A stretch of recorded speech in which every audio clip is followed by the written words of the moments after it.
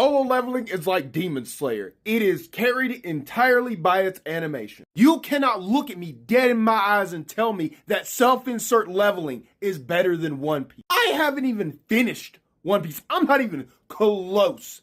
But even off the couple hundred episodes I have seen of One Piece, I can tell you One Piece clears every single category with the exception of maybe animation. And we don't even know how that's going to look once it gets redone. Here is an objective thing about Solo Leveling. It runs the numbers point by point.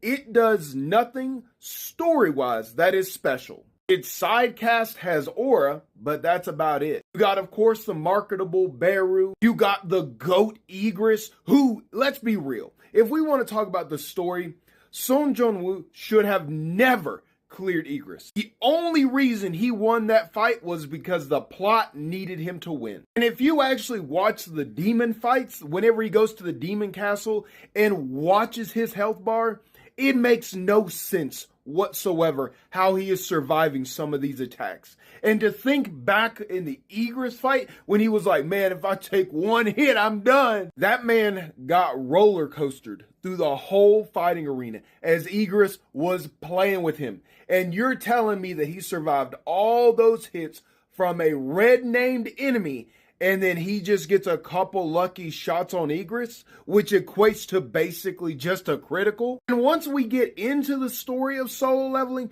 you're going to find out a little bit later why the story kind of falls apart and the stakes really aren't that high. Because when I finished Solo Leveling, when I closed that book, I was like, meh. Because it almost turns the whole series into a chosen hero type of story. As somebody who makes their own mangas in a dark fantasy world, y'all know that there's one thing that pisses me off in a story, and that's the chosen hero. And of course, no spoilers, but if you know what the word Shadow Monarch means, you know exactly why I'm saying what I'm saying. Look, I'm all about getting on the hate train to hate on some series when it's justified, but yeah, neither of these series really deserve hate. They do good in their own respective things, but let's be fair.